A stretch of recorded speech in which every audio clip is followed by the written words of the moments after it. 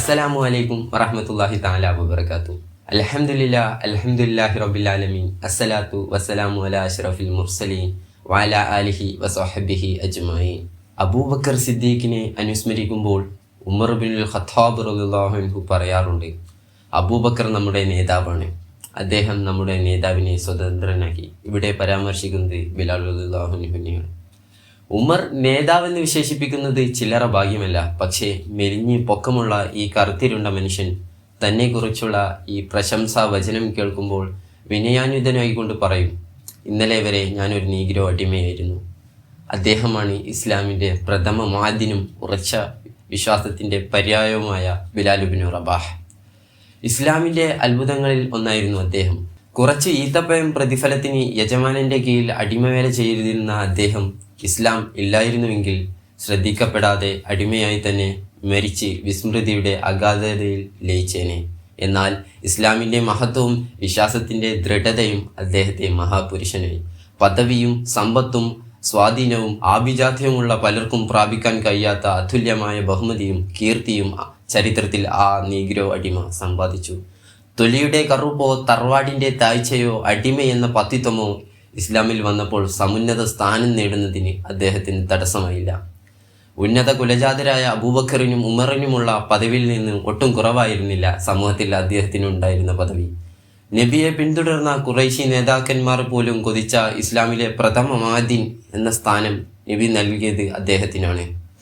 കറുത്ത വർഗത്തിൽപ്പെട്ട നീഗ്രോ ആയ ബിലാലിനെ വിധി മക്കയിലെ ജുമഹ് ഗോത്രക്കാരുടെ അടിമയാക്കി. അദ്ദേഹത്തിൻ്റെ മാതാവ് അവരുടെ ദാസിയായിരുന്നു.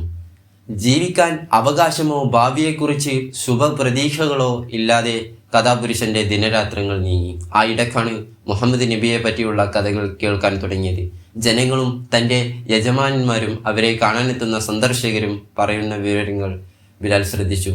അദ്ദേഹം അടിമയായി കഴിയുന്ന ജുമഹ് ഗോത്രത്തിലെ നേതാവ് ഉമയ്യത്ത് ബിനു ഖലഫ് കൂട്ടുകാരോടൊപ്പം നബി സല്ലല്ലാഹു അലൈഹി വസല്ലമയെ കുറിച്ച് വെറുപ്പും ഉദ്ദേശവും കലർന്ന സ്വരത്തിൽ സംസാരിക്കാറുള്ളത് അദ്ദേഹം പലവരും കേട്ടതാണ്. വിദ്വേഷത്തിൻ്റെ നടുവിലും നബിയെക്കുറിച്ചുള്ള പ്രശംസാവചനങ്ങൾ ബിലാൽ ശ്രദ്ധിക്കാതിരുന്നില്ല. നബി വിശ്വസ്തനാണ്, ഭ്രാന്തനല്ല, ആഭിചാരികനല്ല, വിവേകിയും സൽസ്വഭാവിയുമാണ് എന്നൊക്കെ അവർ സമ്മതിക്കാറുണ്ട്. പക്ഷേ പിതാമഹന്മാരുടെ മതത്തെയും ഖുറൈശികളുടെ പദവിയെയും പരിരക്ഷിക്കാൻ നബിയെ എതിർക്കേണ്ടത് അനിവാര്യമാണെന്നായിരുന്നു അവരുടെ വാദം. അറബ് അർദ്ധദ്വീപിൽ മതനേതൃത്വവും കഅബയുടെ മേൽനോട്ടവും ഖുറൈശികൾക്കാണ്. ഹാഷിം കുടുംബത്തിൽ ഒരു നബി ഉണ്ടാവുന്നതിലുള്ള അസൂയയും അവർക്കുണ്ട്. ഒരു ദിവസം സ്വഹൃദയത്തിൽ സത്യത്തിന്റെ വിളിനാദം മുഴങ്ങിക്കേട്ട ബിലാൽ നബിയുടെ സന്നിധിയിൽ ചെന്ന് ഇസ്ലാം സ്വീകരിച്ചു. കഥ മക്കയിൽ പാട്ടാവാൻ അധിക നാളൊന്നും വേണ്ടി വന്നില്ല. ധനവും ആഭിജാത്യവും കൊണ്ട് അഹങ്കരിച്ചിരുന്ന ജുമഹ് ഗോത്രത്തിലെ യജമാനങ്ങൾക്ക് തല കറങ്ങുന്നതായി തോന്നി. തങ്ങൾ മുഹമ്മദിനെ പല്ലും നഖവും ഉപയോഗിച്ച് എതിർക്കുമ്പോൾ തങ്ങളുടെ എച്ചിൽ തിന്നു ജീവിക്കുന്ന ഒരു അടിമ അവനെ അംഗീകരിക്കുകയോ? ഉമയ്യത്ത് ബിനു ഖലഫിന് മുഖറ്റ അടിയായിട്ട ഒരു അനുഭവം. മർദ്ദനങ്ങളുടെ ഭീകര രംഗങ്ങളായിരുന്നു പിന്നീട്. ബിലാലിനെ പിന്തിരിപ്പിച്ചേ അടങ്ങൂ എന്നവർ ശാഠ്യം പിടിച്ചു. പക്ഷേ ജീവൻ പിടഞ്ഞുകൊണ്ടിരുന്നപ്പോഴും അദ്ദേഹം ആദർശത്തിൽ നിന്നും ഒരു കണിക പോലും വ്യതിചലിച്ചില്ല. വിശ്വാസദാർഢ്യത്തിൻ്റെയും ആത്മധൈര്യത്തിൻ്റെയും ധീരമായ മാതൃകയെ അദ്ദേഹം മനുഷ്യരാശിക്ക് കാഴ്ചവെച്ചു. ഉച്ചവെയിലത്ത് ചുട്ടുപഴുത്ത മണലാരണ്യത്തിൽ ബിലാലിനെ നഗ്നനാക്കി മലർത്തി കിടത്തി നെഞ്ചത്ത് പൊള്ളുന്ന പാറക്കല്ല് വെച്ചു. വേദനയുടെ തീക്ഷണതയിലും അഹദ് അഹദ് എന്നാണ് അദ്ദേഹം ഉരുവിട്ടുകൊണ്ടിരുന്നത്. അദ്ദേഹത്തിൻ്റെ ദയനീയ സ്ഥിതി മർദ്ദകരിൽ പോലും സഹതാപം ഉണർത്താതിരുന്നില്ല. തങ്ങളുടെ ദൈവങ്ങളെ പുകഴ്ത്തി ഒരു വാക്ക് പറയുകയേ വേണ്ടൂ, വെറുതെ വിടാമെന്ന് അവർ സമ്മതിച്ചു. ഇതിന് ബിലാൽ വഴങ്ങിയാൽ ഒരു അടിമയുടെ മുമ്പിൽ തോറ്റുവെന്ന് ഖുറൈശികളെ കൊണ്ട് പറയിപ്പിക്കാതെ അവർക്ക് മാനം സംരക്ഷിക്കാം.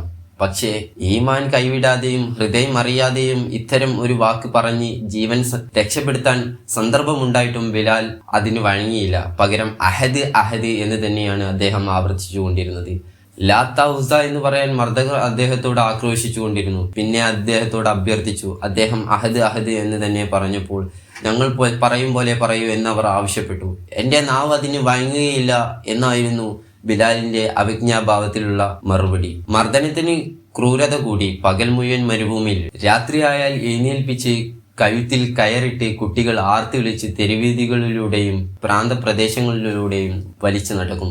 മർദ്ദനത്തിനിടയ്ക്ക് അവർ നിർദ്ദേശിക്കും, നാളെ ഞങ്ങളുടെ ദൈവങ്ങളെ പ്രശംസിച്ച് 2 വാക്ക് പറയണം. എൻ്റെ റബ്ബ് ലാത്തയും ഉസയമാണെന്ന് മാത്രം പറഞ്ഞാൽ മതി, എന്നാൽ ഞങ്ങൾ നിന്നെ നിന്റെ പാട്ടിന് വിടാം.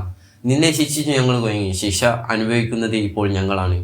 അദ്ദേഹം നിഷേധഭാവത്തിൽ തലകുലക്കി അഹദ് അഹദ് എന്ന് മാത്രം പറഞ്ഞു. തത്സമയം ഉമ്മയ്യത്ത് ബിനു ഖലഫ് ബിലാലിനെ ആഞ്ഞു ചവിട്ടി ക്ഷുഭിതനായി അലറി. ഈ നശിച്ച അടിമ നമ്മെ വല്ലാത്ത അപകടത്തിലേക്കാണ് വീഴ്ത്തിയിരിക്കുന്നത്. ലാത്തയും ഉസയുമാണ് തന്നെ സത്യം. നിന്നെ ഞാൻ അടിമകൾക്കും യജമാനന്മാർക്കും ഒരു പാഠമാക്കുക തന്നെ ചെയ്യും. ഇതിനും ദൃഢസ്വരത്തിൽ അതേ മറുപടി, അഹദ് അഹദ്. മർദ്ദകർ തന്നെ മധ്യവേഷം ചമഞ്ഞി അനുനയത്തോടെ പറഞ്ഞു, നിർത്തു ഉമ്മയ്യത്തെ, ഇന്നു മുതൽ നീ അവനെ ശിക്ഷിക്കരുത്. ബിലാൽ നമ്മുടെ ആളാണ്, അവന്റെ ഉമ്മ നമ്മുടെ ദാസിയല്ലേ. മുസ്ലിമായി ഖുറൈശികളെ കൊണ്ട് നമ്മെ പരിഹസിപ്പിക്കാൻ അവൻ ഇഷ്ടപ്പെടുകയില്ല. ഈ കുതന്ത്രം കേട്ട് ഊറിച്ചിരിച്ചുകൊണ്ട് അപ്പോഴും ബിലാൽ അഹദ് അഹദ് എന്ന് തന്നെ മൊഴിഞ്ഞു. പിറ്റേന്നും മണലാരണ്യത്തിൽ മലർത്തി കിടത്തി നോവിച്ചു. അത് കണ്ടുവന്ന അബൂബക്കർ സിദ്ദീഖ് റളിയല്ലാഹു അൻഹു മർദ്ദിതരെ നോക്കി അലറി, അള്ളാഹുവാണ് എൻ്റെ നാഥൻ എന്ന് പറഞ്ഞതിന് ഒരു മനുഷ്യനെ നിങ്ങൾ കൊല്ലുന്നു. തുടർന്ന് അദ്ദേഹം ഉമയ്യത്ത് ബിനു ഖലഫിനോട് മതിയായ വില വാങ്ങി ബിലാലിനെ മോചിപ്പിക്കാൻ ആവശ്യപ്പെട്ടു. ഒരു പോംവഴി കാണാതെ വിഷമിച്ചു കൊണ്ടിരുന്ന ഉമയ്യത്തിന് ഈ നിർദ്ദേശം സ്വീകാര്യമായി. അബൂബക്കർ വിലക്ക് വാങ്ങി ബിലാലിനെ മോചിപ്പിച്ചു. സ്വർണ്ണ നാണയങ്ങൾ എണ്ണിക്കൊടുത്ത് അബൂബക്കർ അദ്ദേഹത്തിന്റെ കൈപിടിച്ച് നടക്കുമ്പോൾ ഉമയ്യത്ത് നിശ്വാസത്തോടെ പറഞ്ഞു, കൊണ്ടുപോകൂ, ലാത്തയും ഉസ്സയുമാണ് സത്യം. ഒരു സ്വർണ്ണ നാണയത്തിന്റെ വില തരൂ എന്ന് ശഠിച്ചാൽ പോലും ഞാൻ ഇവനെ താങ്കൾക്കും വിൽക്കാതിരിക്കില്ല. നിരാശ കലർന്ന ഈ വാക്കുകൾ അവഗണിക്കാമെങ്കിലും ബിലാലിന്റെ അന്തസ്സിനെ സ്പർശിക്കുന്ന ദുസ്സൂചനകളുള്ളത് കൊണ്ട് അബൂബക്കർ തിരിച്ചടി നൽകാതിരുന്നില്ല. സത്യമായും 100 സ്വർണ്ണ നാണയങ്ങൾ കിട്ടണമെന്ന് നിങ്ങൾ ശഠിച്ചാൽ പോലും ഞാനത് തന്നേനെ. നബിയും മുസ്ലിങ്ങളും മദീനയിൽ വാസമുറപ്പിച്ചപ്പോൾ നമസ്കാരത്തിന് ബാങ്ക് നിയമമാക്കി. 13 കൊല്ലം മുമ്പ് ശിക്ഷ കൊണ്ട് പിടയുമ്പോൾ അള്ളാഹു അഹദ് അള്ളാഹു അഹദ് എന്ന് ദൃഢസ്വരത്തിൽ പ്രഖ്യാപിച്ച ബിലാലിനെയാണ് ഇസ്ലാമിലെ ആദ്യത്തെ മുഅദ്ദിനായി നബി സല്ലല്ലാഹു അലൈഹി വസല്ലം തിരഞ്ഞെടുത്തത്. പ്രൗഢവും കർമ്മമധുരവുമായ സ്വരത്തിൽ അദ്ദേഹം 5 നേരം ബാങ്ക് വിളിച്ചു. മുസ്ലിങ്ങളും മുശ്രിക്കുകളും ബദറിൽ ഏറ്റുമുട്ടിയപ്പോൾ ബിലാൽ യുദ്ധക്കളം നിറഞ്ഞു. ഈ യുദ്ധത്തിലെ മുദ്രാവാക്യമായി നബി സല്ലല്ലാഹു അലൈഹി വസല്ലം തിരഞ്ഞെടുത്തത് അഹദ് അഹദ് എന്ന വാക്യമായിരുന്നു. ഖുറൈശികൾ സർവ്വശക്തിയും ഈ യുദ്ധത്തിൽ കേന്ദ്രീകരിച്ചു. അവരുടെ എല്ലാ നേതാക്കളും ആയുധമണിഞ്ഞു. ബിലാലിന്റെ യജമാനനും മർദ്ദകനുമായിരുന്ന ഉമയ്യത്ത് യുദ്ധത്തിന് പുറപ്പെടാൻ ആദ്യം മടിച്ചെങ്കിലും സ്നേഹിതനായ ഉത്തുബത്ത് ബിനു അബി മുഅയ്ത്തിന്റെ ശകാരം കേട്ടപ്പോൾ മനസ്സില്ലാ മനസ്സോടെ പുറപ്പെടേണ്ടി വന്നു. ഉമയ്യത്ത് അനുയായികളുടെ മധ്യേ ഇരിക്കുമ്പോൾ സുഗന്ധ വസ്തുക്കൾ പുകക്കാൻ സ്ത്രീകൾ ഉപയോഗിക്കുന്ന ഒരു നെരിപ്പോട് ഉത്തുബത്ത് അയാൾക്ക് നേരെ നീട്ടു പറഞ്ഞു, അബൂ അലി, ഇതുകൊണ്ട് നിങ്ങൾ സുഗന്ധം പുകക്കണം. താങ്കൾ ഒരു പെണ്ണാണ്. തന്റെ അഭിമാനത്തിന് മുറിവേൽപ്പിക്കുന്ന ഈ അവഹേളനം കേട്ട ഉമയ്യത്തിന് യുദ്ധത്തിൽ പങ്കെടുക്കാതെ ഗത്യന്തരമില്ല എന്ന് വന്നു. വിധിയുടെ നിഗൂഢത ആർക്കറിയാം? ബിലാലിനെ പോലെയുള്ള മുസ്ലിങ്ങളെ മർദ്ദിക്കാൻ ഉമയ്യത്തിനെ പ്രേരിപ്പിച്ച ഉഖബത്ത് ബിനു അബി മുഅയ്ത്താണ് അദ്ദേഹത്തെ ബദറിലേക്ക് തള്ളിവിടുന്നത്. ഉമയ്യത്തും ഉഖബത്തും ഈ യുദ്ധത്തിൽ കൊല്ലപ്പെടണമെന്നായിരുന്നു അള്ളാഹുവിന്റെ നിശ്ചയം. ഉമയ്യത്തും അയാളുടെ അടിമയും തമ്മിലുള്ള ഒരു പഴയ കണക്ക് തീർക്കാനുണ്ട്. കടങ്ങൾ അള്ളാഹുവിന്റെ അടുക്കൽ കാലാഹരണമില്ല. പരാക്രമികളെ പാഠം പഠിപ്പിക്കുന്നത് വിധിയുടെ ഒരു വിനോദമാണ്. നിരപരാധികളെ മർദ്ദിക്കാൻ അയാൾക്ക് ഉപദേശം നൽകിയിരുന്ന അതേ ഉഖബത്താണ് അയാളെ കൈപിടിച്ചു കൊണ്ടുപോകുന്നത്. മരണം സംഭവിക്കുന്നതോ അയാൾ ചെങ്ങലയിലിട്ടും അടിച്ചും അവശനാക്കിയ ബിലാലിന്റെ കൈകൊണ്ടും.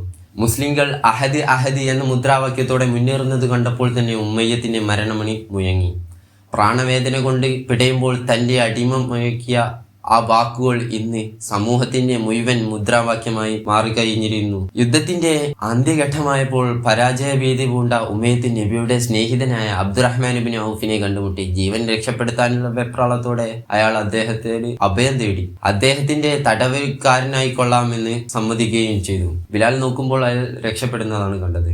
അവിശ്വാസികളുടെ തലവൻ ഉമയ്യത്ത് ബിനു ഖലഫ് അവന്റെ രക്ഷപ്പെടുകയില്ല. ഇതും പറഞ്ഞ് ബിലാൽ അയാളുടെ തല കൊയ്യാൻ ഭാവിച്ചപ്പോൾ അബ്ദുറഹ്മാൻ ഇബ്നു ഔഫ് തടഞ്ഞു. ബിലാൽ, ഇവൻ എന്റെ തടവുകാരനാണ്. തടവുകാരൻ? യുദ്ധം നിലച്ചിട്ടില്ല. നിമിഷങ്ങൾക്ക് മുമ്പ് പോലും ഉമയ്യത്തിന്റെ വാൾ മുസ്ലിങ്ങളുടെ രക്തം കുടിച്ച് ദാഹം തീർക്കുന്നത് ബിലാൽ കണ്ടതാണ്. എന്നിട്ടിപ്പോൾ ഗത്യന്തരമില്ലെന്ന് വന്നപ്പോൾ അബ്ദുറഹ്മാൻ ഇബ്നു ഔഫിന്റെ തണലിൽ ജീവൻ രക്ഷപ്പെടുത്താൻ നോക്കുന്നു. ബിലാലിന് അതൊരു പ്രഹസനമായി തോന്നി.